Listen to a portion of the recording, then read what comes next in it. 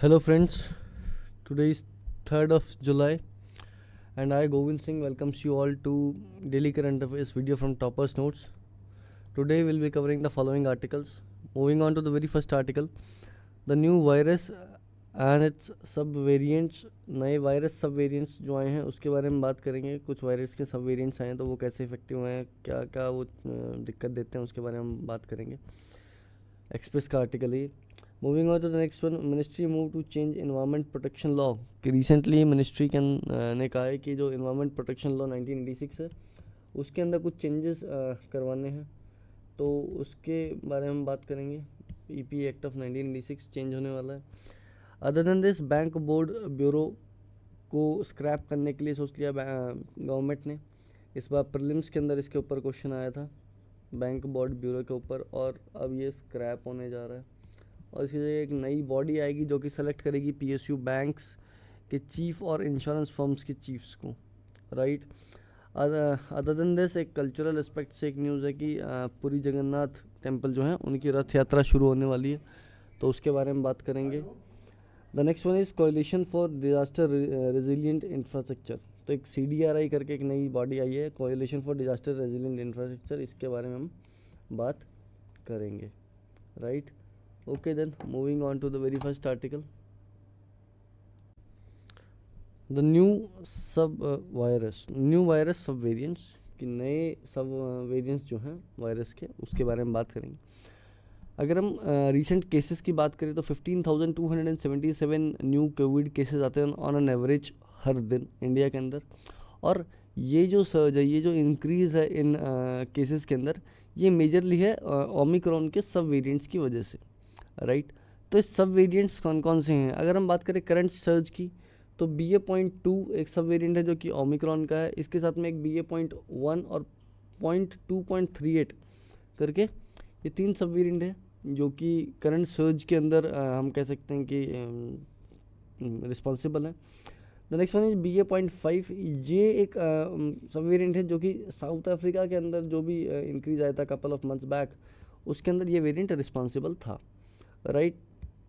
अगर हम बात करें कि हमें क्या पता है अब इन पूरे वेरिएंट से इन सब के बारे में, BA.2.38. तो BA.2.38 जो हम कहते हैं कि वेरिएंट है, ये एक माइल्डर डिजीज़ देता है जैसे कि उसके पेरेंट सब वेरिएंट BA.2 की तरह, राइट. जो इसका पेरेंट वेरिएंट है वो है BA.2, तो उसकी तरह ही ये जो चीज़ है ये माइल्डर डिजीज़ देती है, ये वाला जो वेरिएंट है. The next one is BA.2, right. इसका जो ये जो इसका सब वेरिएंट का पेरेंट था वो खुद भी उसके बारे में क्या जानते हैं हम कि BA.2 जो है वो विंटर सर्ज जो इंडिया में पिछले साल दिसंबर के अंदर और नवंबर के अंदर आया था, विंटर सर्ज, वो इस पर्टिकुलर वेरिएंट के कारण आया था. और उसके बाद ही सून BA.1 और BA.2 ने उसको ओवरटुक कर लिया, राइट. इसके अलावा BA.4 एंड BA.5 ये साउथ अफ्रीका के अंदर जो इन्फेक्शंस हुए थे उसमें ये पाए गए थे. अब इसमें अगर हम बात करें तो BA.4 और 0.5 ने अप्रॉक्सीमेटली 13 to 15% ट्रांसमिशन एडवांटेज किया है BA.2 के कंपैरिजन में, राइट. इसके अलावा BA और 0.5 और 0.4 जो है वो एक इंक्रीज़ नहीं लाते हैं कि जो सीवियरिटी ऑफ डिजीज़ है उसके अंदर कोई इंक्रीज़ नहीं कि आपको हॉस्पिटलाइजेशन या फिर डेथ का कोई दिक्कत हो, राइट. है ये नॉर्मल जी, लेकिन बस इनका जो हम कह सकते हैं ट्रांसमिशन रेट है वो काफ़ी हाई है. Other then this is BA.2.1. ये पहली बार जब डिटेक्ट किया गया तो ये न्यूयॉर्क में डिटेक्ट किया गया था, और इसके थ्रू अगर हम बात करें ग्लोबली तो 23 to 27% ज़्यादा ट्रांसमिसिबल है ये BA.2 सब वेरिएंट के मुकाबले, राइट. अब इन सब वेरिएंट्स में सबसे ज़्यादा कंट्रीब्यूशन जो हम कहते हैं कि किसका होगा, तो BA.238 ने अप्रॉक्सीमेटली 30% जो है पूरे ग्लोबली उसके अंदर इसका कंट्रीब्यूशन रहा है पिछले एक महीने के अंदर. नेक्स्ट इज़ BA.2 सब वेरिएंट जो है वो 28% मतलब कंट्रीब्यूट किया है, रिस्पॉन्सिबल है सर्ज के अंदर. कि जितनी भी सर्ज हुई है उसमें से 30% तो हम बोल सकते हैं कि BA.238 का है, और अगला जो 28% है वो BA.2 सब वेरिएंट्स का है. Other then this BA.4 and BA.5 को दोनों को मिला दे तो 7% ऑफ द ग्लोबल डेटाबेस के अंदर उनका वो रिस्पॉन्सिबिलिटी पाई गई है। अगर हम बात करें इंडिया की तो BA.5 का अगर देखें तो 120 सीक्वेंसेस ऐसे हैं जहाँ पे कि मोस्टली तमिलनाडु और कर्नाटका में वो चीज़ पाई गई है। BA.2.1 अगर हम बात करें तो 5% जितना भी मैंने रिपोर्टिंग आई है उसमें से 5% BA.2.1 का जो वेरिएंट है इसके थ्रू आई है। तो पुरानी जो जनवरी वेव थी और करंट वेव थी उसके अंदर क्या बदला गया है? तो पुरानी में ये था कि क्लस्टर फॉर्मेशन होते थे, राइट, जिससे कि रिसर्चर्स को हेल्प मिलती थी, वो क्विकली डॉट्स को कनेक्ट करके कोई हम कह सकते हैं कि एक कुछ सॉल्यूशन निकाल सकते थे। लेकिन अब जो नए वेरिएंट्स आए इनके अंदर कोई भी क्लस्टर फॉर्मेशन नहीं होता, उसकी वजह से काफ़ी दिक्कतें और काफ़ी टाइम भी लग जाता है उसको डिस्कवर करने में। अगर हम बात करें तो मेजरली प्रीलिम्स बेस्ड ही है, सिंपल डायरेक्टली पूछ सकता है BA.2 इस किसी भी वेरिएंट का नाम देके किस पर्टिकुलर वायरस का वेरिएंट है ये, या फिर किस इवेंट से रिलेटेड है। तो इवेंट आपको पता है कोविड, वायरस आपको पता है ओमिक्रॉन, राइट, ये सब वेरिएंट्स हैं इनके। ओके देन, एंड ओमिक्रॉन खुद ब खुद तो है ही न्यूज़ कि ओमिक्रॉन के बारे में भी पूछ सकते हैं। Okay then, moving on to the next one, ministry moves to change environment protection law.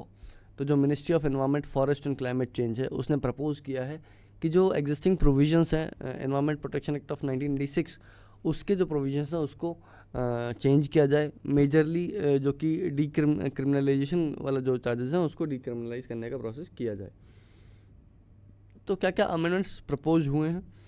तो इम्प्रिजनमेंट को रिप्लेस करने की बात हुई है मॉनेटरी पेनल्टी से, लेस सीवियर कॉन्ट्रवेंशन के लिए, ठीक है, वो भी डीक्रिमिनलाइज हो जाएंगे। उसके अलावा जो सीरियस वायलेशन होते हैं जैसे कि ग्रीवियस इंजरी या फिर लॉस ऑफ लाइफ होता है उसको भी IPC के अंदर गिना जाएगा। और एक एनवायरनमेंट प्रोटेक्शन फंड बनेगा जो कि जो भी पेनल्टी इससे कलेक्ट होगी वो उसके अंदर ऐड की जाएगी। अगर हम बात करें एनवायरनमेंट प्रोटेक्शन एक्ट 1986 की तो इसके ऊपर आपने अभी रिसेंटली देखा होगा कि प्रीलिम्स के अंदर क्वेश्चन डायरेक्टली या इनडायरेक्टली आने के चांसेस रहते हैं। अगर हम बात करें स्टेट में तो अभी रिसेंटली UPPCS 2021 में जो एग्ज़ाम हुआ उसमें EPA का ईयर डायरेक्टली पूछा गया था, तो वहाँ पे करेक्ट आंसर था 1986। जिन्होंने नहीं किया उसका वो चीज़ गलत हुआ है, राइट। तो EPA की इंपॉर्टेंस ये है कि UPSC तो ठीक ही है, स्टेट PCS भी इसके ऊपर काफ़ी ध्यान देते हैं, तो इसमें कुछ चेंजेस हो रहे हैं, तो ये एक इंपॉर्टेंट एस्पेक्ट है एग्जाम के परस्पेक्टिव से।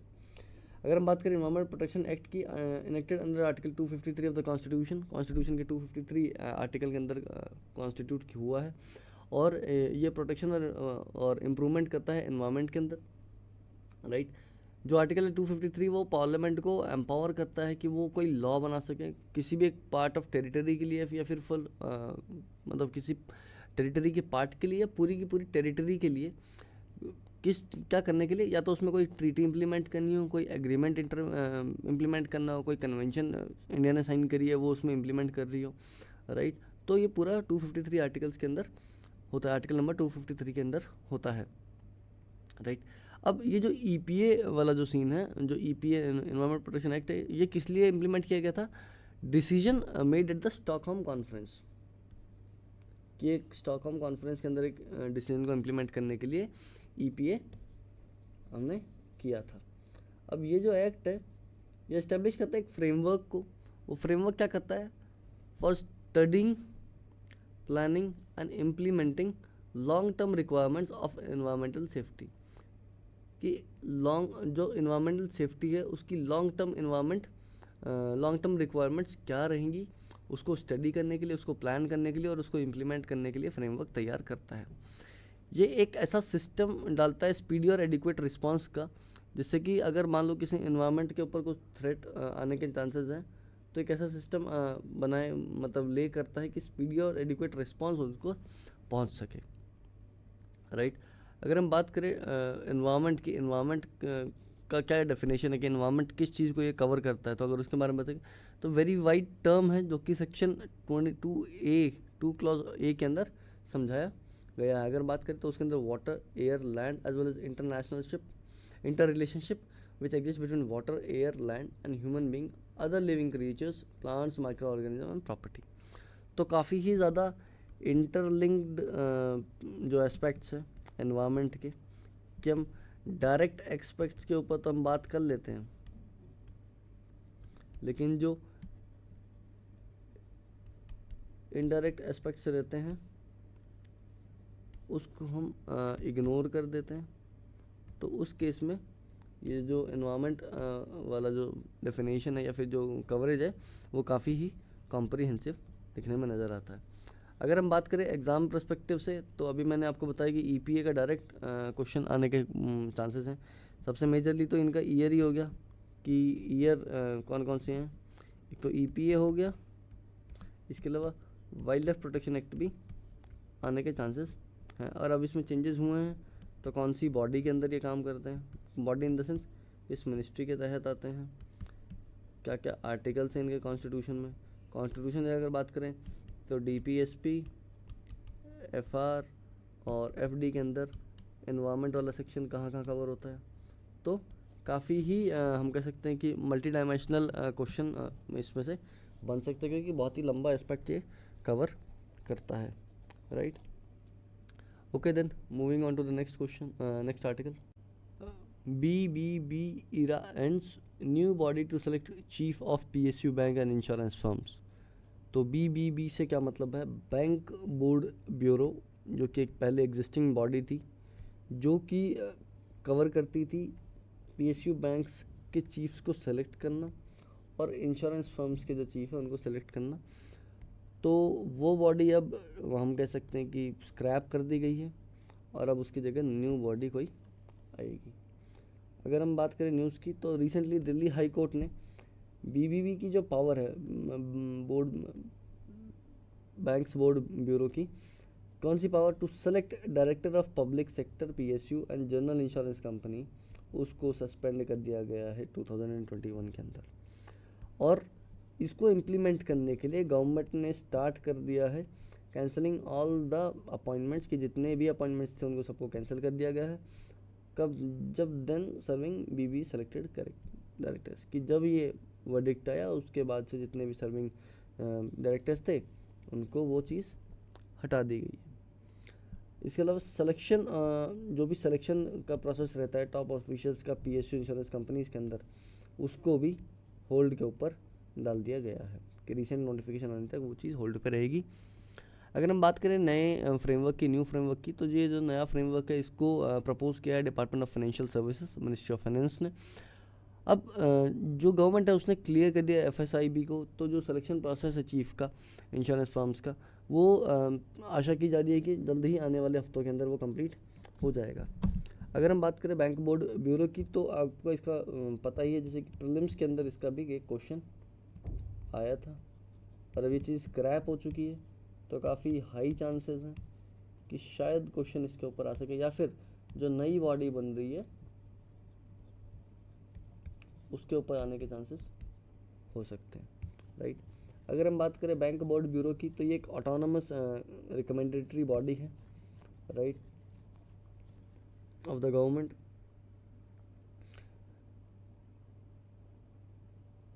जिसने कि 1 अप्रैल 2016 के अंदर फंक्शनिंग स्टार्ट करी।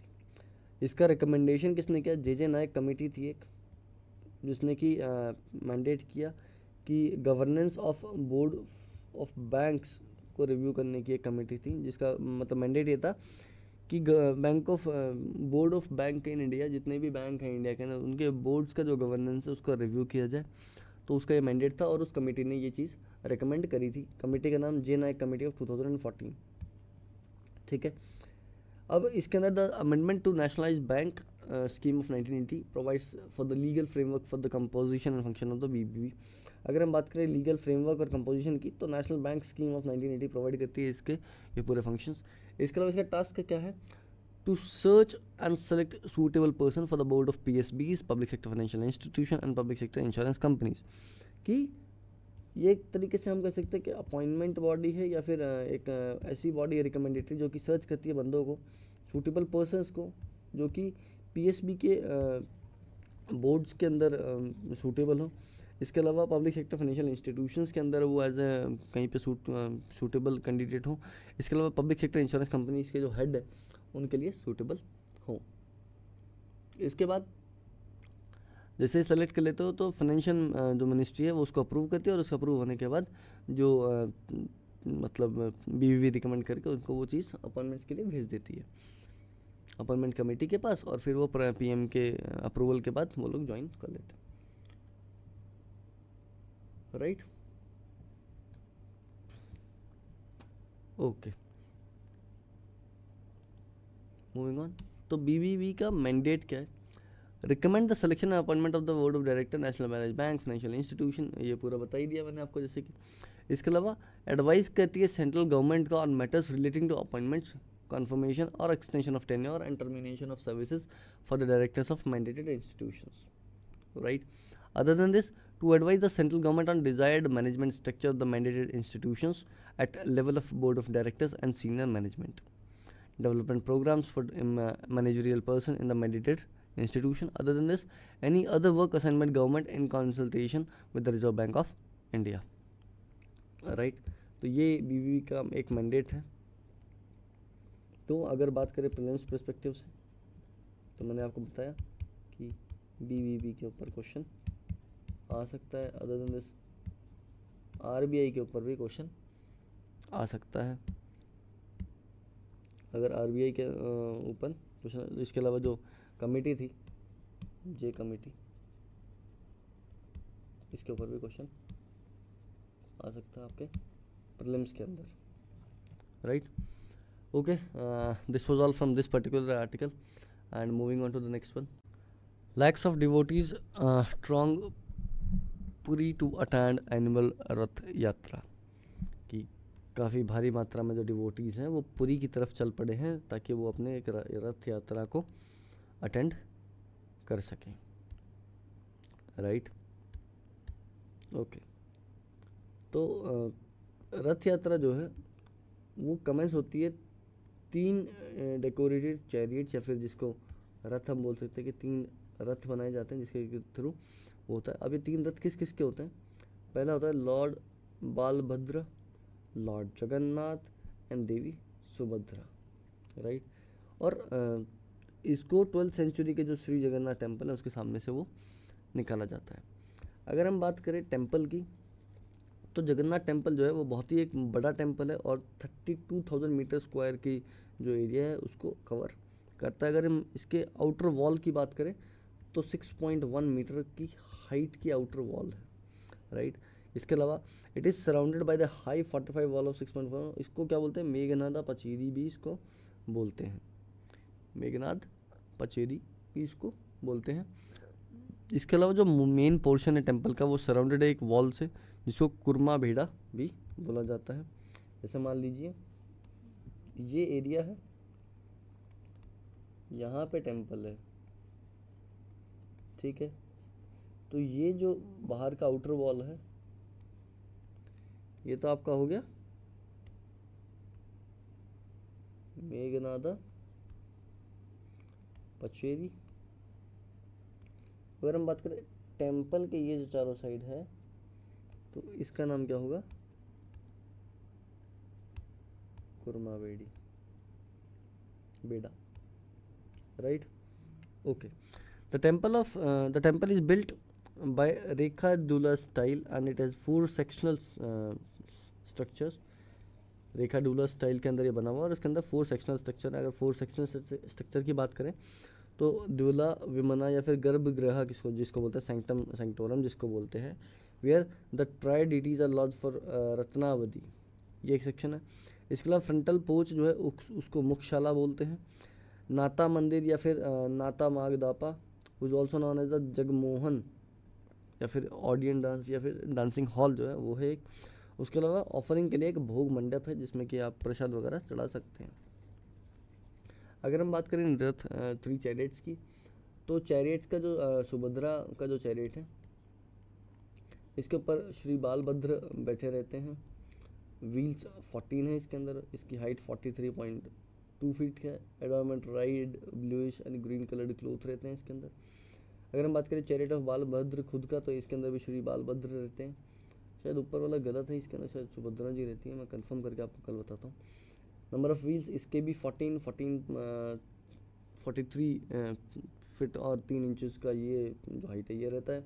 इसके अलावा इसका जो अडॉर्नमेंट है वो bluish red and green coloured cloth रहता है। इसके अलावा अगर चैरिट की बात करें जगन्नाथ की, तो इसके ऊपर श्री जगन्नाथ बैठते हैं। Number of wheels 16, height 44 feet और एडॉर्नमेंट रेड एंड येलो क्लॉथ। अगर हम देखें हाइट की बात करें तो 44 फीट पे जगन्नाथ जी सबसे ऊपर, मतलब सबसे मोस्ट हाइट है इनकी। इसके अलावा बालभद्र जी का जो चैरिट है वो है 43.3 और इसके बाद सुभद्रा जी का जो चैरिट है वो 43.2 इंचज़ पे रहता है, राइट। तो this was all from this particular article. Majorly prelims perspective से ही ये आर्टिकल मैंने डाला था कि आपका जो आर्ट एंड कल्चर है उसके अंदर वो सेक्शन कवर हो सकता है। क्वेश्चन रथ यात्रा के बारे में पूछ सकते हैं, पूरी सिटी के बारे में पूछ सकते हैं, लॉर्ड बालभद्र, जगन्नाथ और देवी सुभद्रा के बारे में पूछ सकते हैं, चैरिट्स के बारे में पूछ सकते हैं, टेम्पल के बारे में पूछ सकते हैं।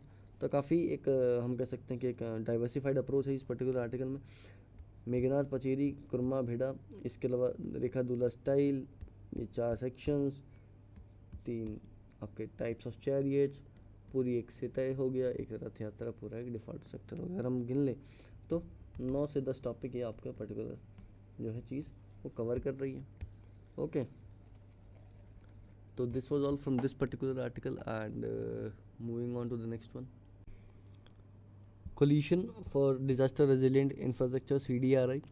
तो अगर हम बात करें CDRI की, ये न्यूज़ में किस लिए कि यूनियन कैबिनेट ने हाल ही में अप्रूव किया है कि CDRI को एज ए इंटरनेशनल ऑर्गेनाइजेशन इसको अप्रूव कर दिया गया है।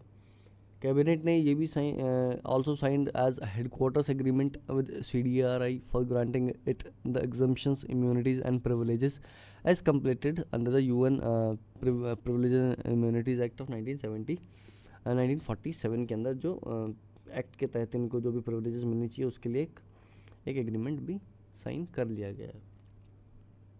इसके अलावा इससे होगा क्या, ये CDRI को एक इंडिपेंडेंट और इंटरनेशनल लीगल पर्सोना देगा, जिससे कि वो इफ़ेक्टिवली और एफिशिएंटली काम कर सकता है, अपने फंक्शंस इंटरनेशनली उसको कवर कैरी आउट कर सकता है। अगर हम बात करें CDRI की, तो ये है क्या, CDRI is an international collision of countries, UN agencies, multilateral development banks, the private sector and the government institutions that aim to promote disaster resilient infrastructure। तो ऐसा कोलिशन या फिर ऐसा गुट है जो कि जिसमें कौन कौन है, UN की एजेंसीज़ हैं, मल्टीलेटरल डेवलपमेंट बैंक्स हैं, प्राइवेट सेक्टर है, एकेडमिक इंस्टीट्यूशंस हैं, जिनका एक ही एम है कि जो इंफ्रास्ट्रक्चर बन रहा है वो डिजास्टर रेजिलिएंट है, वो डिजास्टर को झेल सके। अब इसका ऑब्जेक्टिव क्या है, is to promote research and knowledge sharing in the field of infrastructure risk management, standards, financing and risk recovery mechanisms. तो अगर हम बात करें कि इसके ऑब्जेक्टिव क्या है, कि एक बेहतरीन सर्च और नॉलेज शेयरिंग हो, किस फील्ड के अंदर, इंफ्रास्ट्रक्चर के तहत जो रिस्क मैनेजमेंट स्टैंडर्ड्स होते हैं उसके अंदर, उनका फाइनेंसिंग या फिर रिकवरी मैकेनिज्म जो हैं उनके अंदर एक बेहतरीन रिसर्च एंड नॉलेज वाली चीज़ एक को इंटीग्रेट किया जाए। इसको रिसेंटली 2019 के अंदर अपने श्री नरेंद्र मोदी जी जो हमारे प्राइम मिनिस्टर हैं उन्होंने लॉन्च किया था UN क्लाइमेट एक्शन समिट के अंदर सितंबर 2019 के अंदर। CDRI का इनिशियल फोकस क्या है, एक डेवलपिंग एक disaster resilience, ecological, social and economic infrastructure बनाना ही इसका फिलहाल एक इनिशियल फोकस है, राइट। अगर हम इसके इंसेप्शन की बात करें, मोदी का जो एक्सपीरियंस, हमारे प्राइम मिनिस्टर जी का जो एक्सपीरियंस है dealing with aftermath of 2001 Gujarat earthquake as a chief minister has led to this idea कि जब उन्होंने 2001 के अंदर जो गुजरात के अंदर अर्थक्वेक आया उस चीज़ को जैसे हैंडल किया, उसके बाद ही उसके अंदर उनके अंदर ये आइडिया आया कि इस पर्टिकुलर चीज़ का ये कैसे इसको ले जाना है। इसके बाद CDRI को बाद में कंसेप्चुअलाइज़ किया, फिर सेकेंड और फर्स्ट एडिशन हुए वर्कशॉप्स के, और उसके बाद जाके ये फिर कहीं मतलब हम कह सकते हैं कि फॉर्म के अंदर आया। जो इसके जो वर्कशॉप्स थे वो ऑर्गेनाइज हुए NDA में, इंडिया के अंदर। इसमें पार्टनरशिप किया UN office of disaster risk reduction ने, यूनाइटेड नेशन डेवलपमेंट प्रोग्राम ने, वर्ल्ड बैंक ने, ग्लोबल कमीशन फॉर अडेप्टेशन ने। अगर हम बात करें डिप्लोमेटिक सिग्निफिकेंस की कि इससे सिग्निफिकेंस क्या होगा डिप्लोमेटिकली, तो CDRI जो है वो एक सेकेंड मेजर कोलिशन है जो कि इंडिया के बाहर है other than international solar alliance. Both of them are seen as India's attempt to obtain a global leadership role, कि दोनों के दोनों जो अटेम्प्ट्स हैं उनको एक ऐसे लिया जाता है कि इंडिया का एक अटेम्प्ट है कि ग्लोबल लीडरशिप रोल लिया जाए in matters, in climate change matters were termed as part of India's stronger branding. India can use the CDRI to provide a safer alternative to China's Belt and Road Initiative as well, right? तो इसको designate क्यों किया international organisation का? क्यों? क्योंकि दूसरे countries से हमें एक्सपर्ट्स डिप्यूट करने हैं, right? Deploying funds globally and receive contribution from the member countries, making available technical expertise to assist countries, imparting assistance to countries in adopting appropriate risk governance arrangements and strategy for resilient infrastructure, aligning with sustainable development goals, Paris Climate Agreement, Shanghai Framework for Disaster Risk Reduction। तो इन सबसे align करने के लिए जितने भी इन्होंने अपने अभी तक जो भी हम कह सकते हैं कि प्रोटोकॉल्स हैं या फिर जो भी एक पाथवे है जिनको फॉलो करना है डिजास्टर रिस्क रिडक्शन में, तो उन सब के साथ अलाइन होने के लिए एक चीज़ इसको किया गया internationally recognize, leveraging international engagement to foster disaster resilient infrastructure at home, कि इंटरनेशनली जो एंगेजमेंट है वो किया जाए एक डिजास्टर रेजिलिएंट इंफ्रास्ट्रक्चर होम में बनाने के लिए। इसके अलावा providing Indian scientific and technical institution as well as infrastructure developers as opportunity to interact with global experts, कि इंडिया के भी जो साइंटिस्ट या फिर इंस्टीट्यूशंस हैं वो ग्लोबली लोगों से हम कह सकते हैं कि इंटरेक्ट करें। अगर हम बात करें एग्ज़ाम्स पर्सपेक्टिव से, तो खुद अपने आप में CDRI है कि क्या है क्या नहीं। इसके अलावा इंटरनेशनल सोलर अलायंस है। इसके अलावा अगर हम बात करें SDGs, always a favourite topic from UPSC perspective. Then Paris climate agreement, then Sendai framework, ये तो है ही। अगर हम वैसे बात करें तो डिजास्टर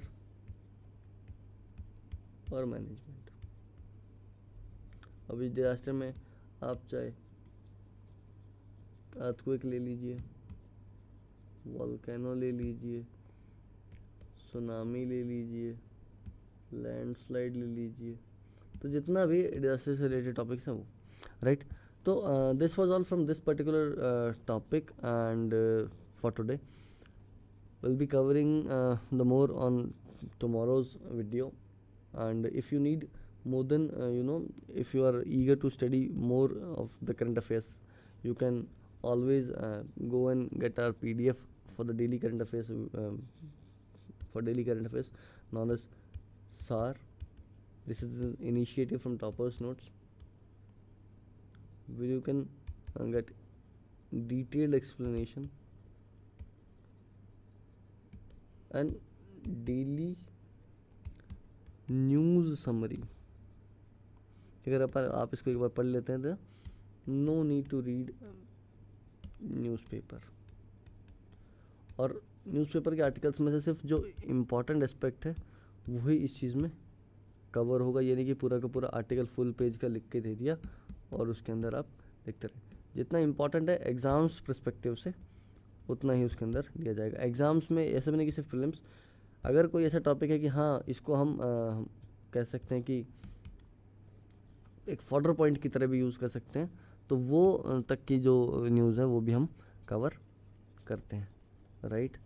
तो this was all from today and thanks a lot. If you have any issues any day any time, you can call us at this number or you can visit our website for to purchase or to get to know about our company.